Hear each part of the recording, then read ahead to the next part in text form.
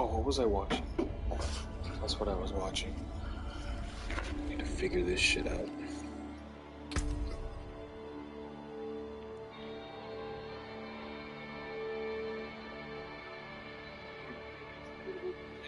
Absolutely devastating. Now we need to reach the next tier and power our core skill as much as possible, so we're going to put a point into that to get. We'll make enemies 3 sharp just for S damage by using both what we're going to be going for. When you have able videos, all of these abilities, these are what we're going to be going for. At level 1, we're picking up bone splinters. This is a bone-based build, so just increasing our passive damage by using bone damage is always going to be good. I'm going to enhance this right away at level 3. This is something we'll actually using this for its damage all just for essence generation. Our core skill, picking up bone splinters. This is a bone-based build, so just increasing our passive damage by using bone damage is always. We have all of these abilities. These are what we're going to be going for. At level 1, we're picking up bone splinters. This is a bone-based build, so just increasing our passive damage by using bone damage is always going to be good. And we're going to enhance this right away at level 3. This is something we'll actually leave from here because we're not using this for its damage at all, just for essence generation. Our core skill and main damage dealer in the build then is obviously the bone spear, so we'll pick up immediately as soon as we can, and then we enhance that so it breaks into 3 shards when it's destroyed, dealing damage on that. We're going to go for the top one, supernatural spear, which means it will make enemies vulnerable for 3 seconds. So the first bone spear makes them vulnerable, the next one absolutely devastates. Now,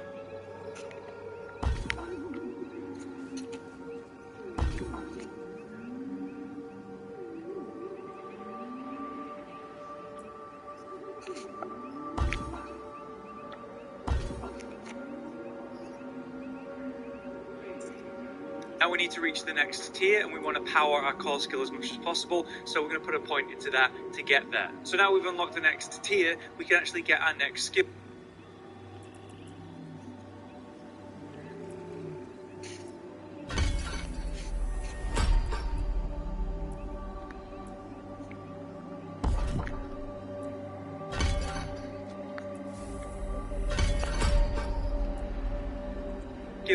Here you could pick up Blood Mist if you feel you want the iframes. It is nice, but this comes into play later game, like towards the end of the leveling, and when you hit up. Hyundai Tucson versus Honda CR-V. Hyundai Tucson. Nightmare mode, so you can opt to ignore this for a little while if you want, but just to show me getting it, I'm going to be getting Corpse Explosion and Blood Mist.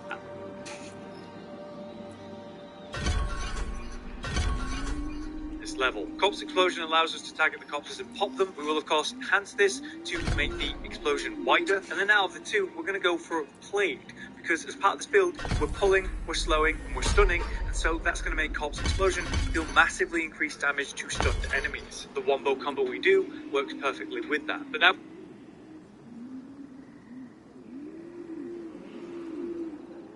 and Blood Mist at this level. Corpse Explosion allows us to target the corpses and pop them. We will of course enhance this to make the explosion wider, and then out of the 2 we're going to go for Plagued, because as part of this build we're pulling, we're slowing and we're stunning, and so that's going to make Corpse Explosion deal massively increased damage to stunned enemies. The wombo combo we do works perfectly with that. But now we've got to actually fill up the Bone Spear to max out its rank.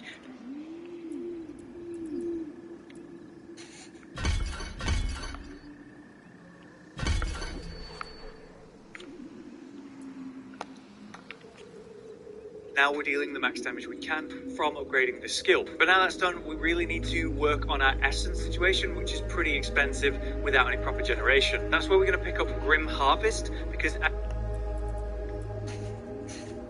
as you can see, every time we consume a corpse, we just get 3 essence. So as we AoE, we pop a load of these corpses and get loads of it back. This is a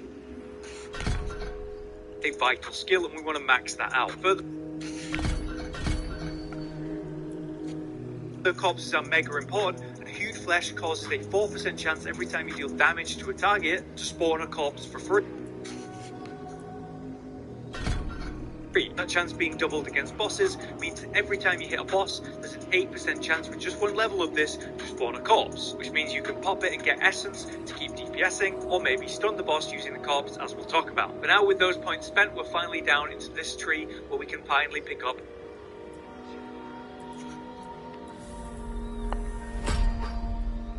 corpse tendrils, which is how we're pulling all the enemies together, and as we enhance it, we're going to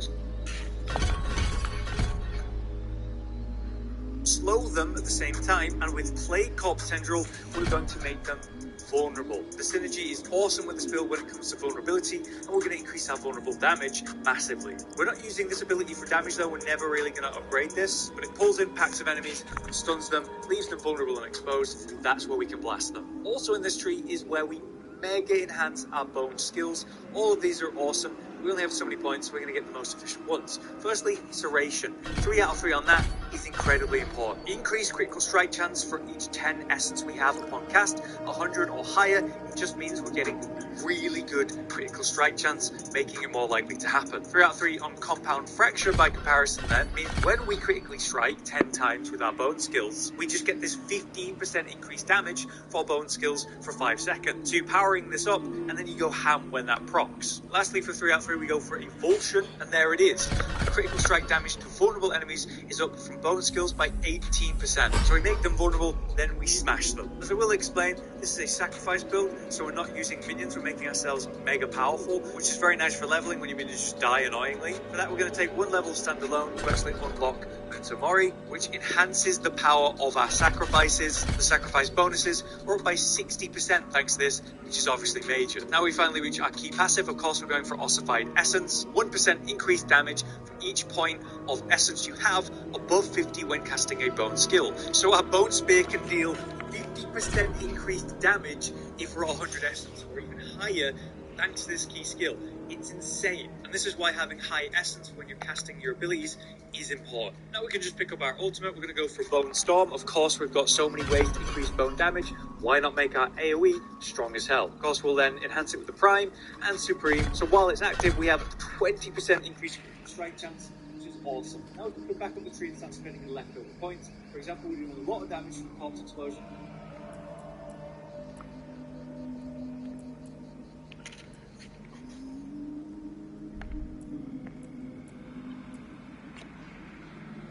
So we're going to go ahead and max that out.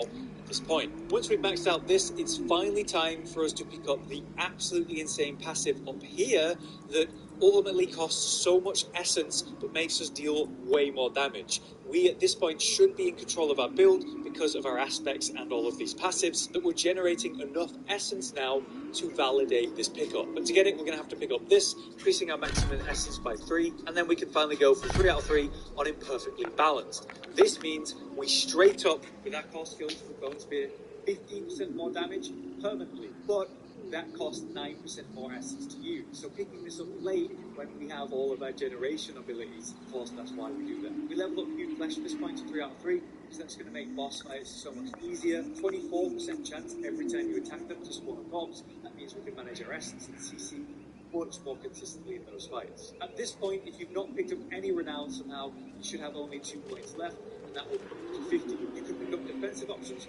or you can go more offensive with more. I would recommend Necrotic Carapace, finish.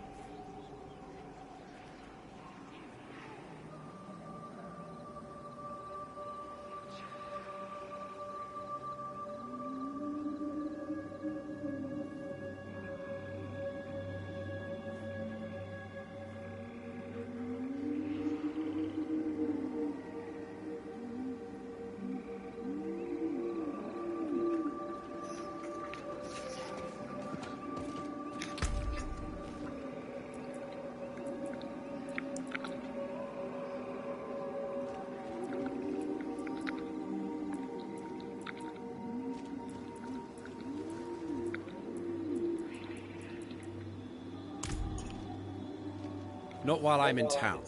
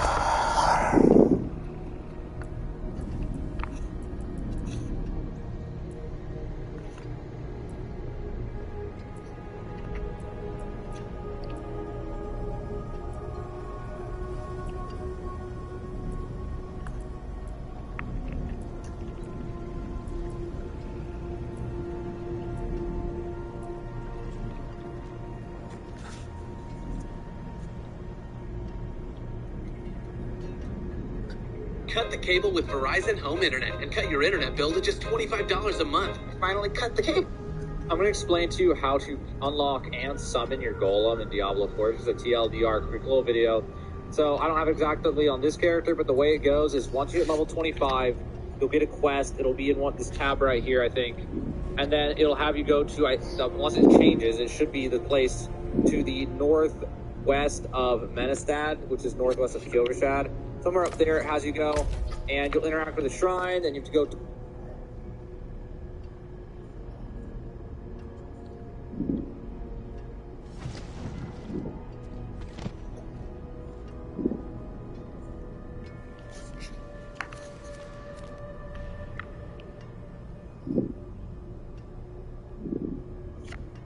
which is northwest of Kyovershad.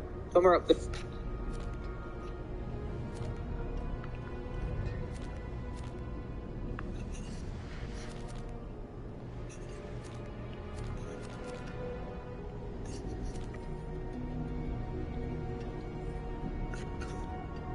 There it has you go.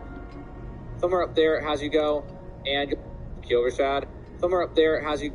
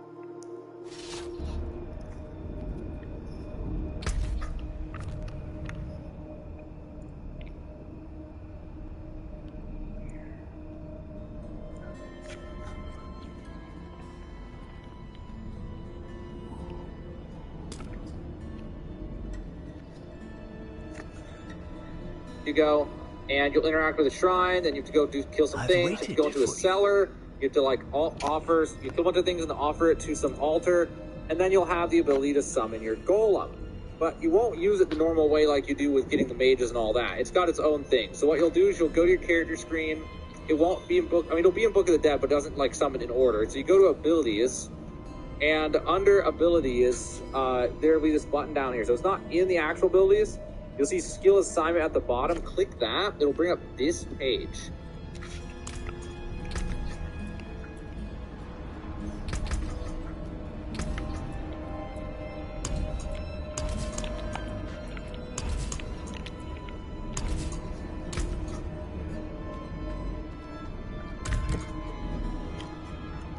And there'll be this right here. The golem will be right there when you have it unlocked.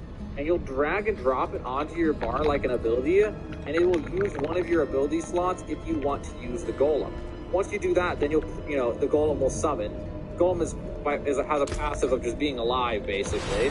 And then his active is he becomes unstoppable and taunts nearby enemies, and takes reduced damage for 6 seconds.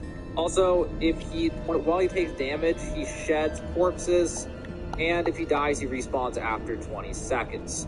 And he has a cooldown of 15 seconds after summoning it. So that is the golem, and that's how to summon it, guys. So if you had any issues with that, hope this video helps. It was just a quick TLDR version. I didn't want to go into too much. Fuck. What do I press?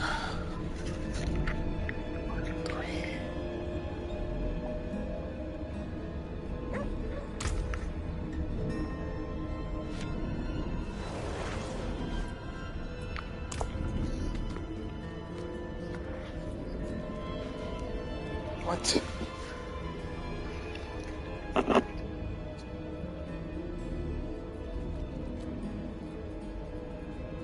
So that is the golem, and that's how to summon it, guys. So if you had any issues with that, hope this video helps. It was just a quick TLDR by enemies, and takes reduced damage for 6 seconds. Also, while he takes damage, he sheds corpses, and if he dies, he respawns after 20 seconds. And he has a cooldown of 15 seconds after summoning it.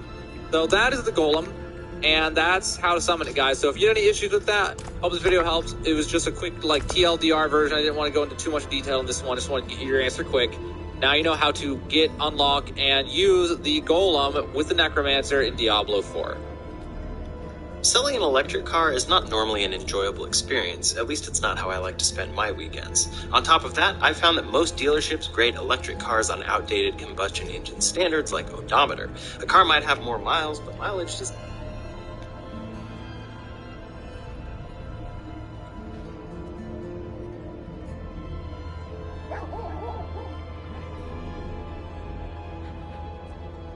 a bit of a lore dump about what it means to be a necromancer. Once that's done, he'll send you on a nearby quest to kill some enemies, and you'll be able to find this quest in your priority quest tabs in your journal. Of Kyovasha, Call of the Underworld quest. Diablo IV if you're playing on the Necromancer. So the first thing you will need to do is hit level 25. And when you do, you will get access to the Call of the Underworld quest. You'll be able to find this quest in your priority quest tabs in your journal, and it begins to the northwest of Kyovasha. In this area, you will find a statue of Rathma, and if you interact with it,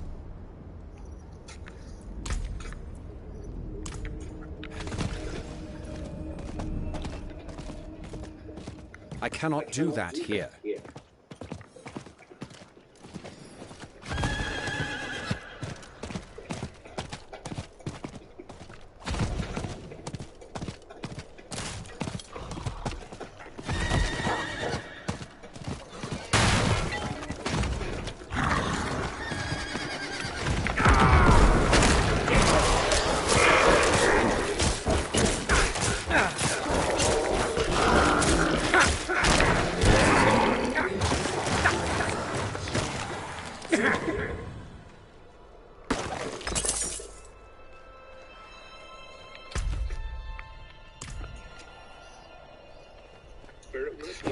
giving you a bit of a lore dump about what it means to be a necromancer.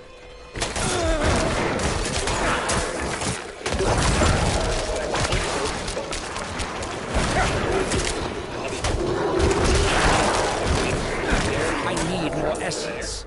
Go into system, and then you will find an evil urn that is used to collect souls.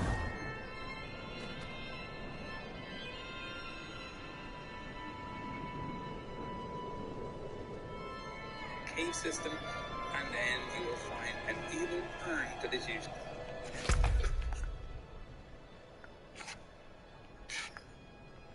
What?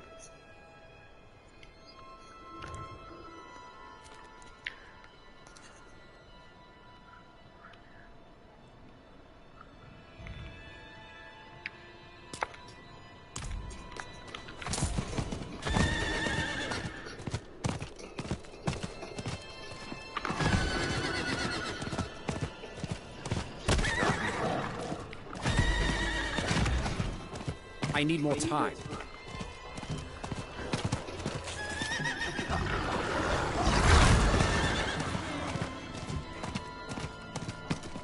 I need time to do that.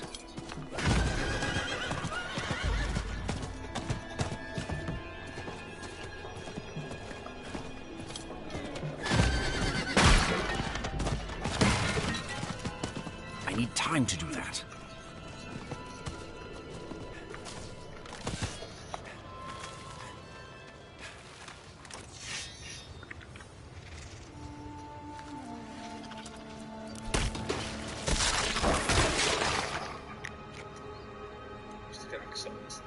Interact with that, lots of enemies will start to appear. You can kill them, collect them.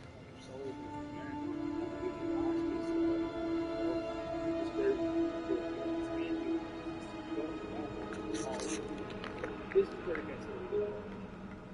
It will be in your book of the dead, but it will not work the same. You won't just be able to take on a corpse with your summon spell and have them pop up in order of your warriors and your mages, and then it goes. It's not going to work like that. It will actually have its own individual spell, so when you're low level, and you need to assign that to one of your skill levels. So open your skill assignment panel, on PC, for example, you do an S, and then set the summon goal spell to one of your slots. You are going to have to sacrifice an active spell. So unless you plan on using gold in your build, it's actually better to spawn for something else that might work a little better. I am unsure at the moment if, for example, I will replace my army of the dead with ghosts. I need to experiment with this next week. So yes, that's everything that you need to know. Hopefully you found the video helpful.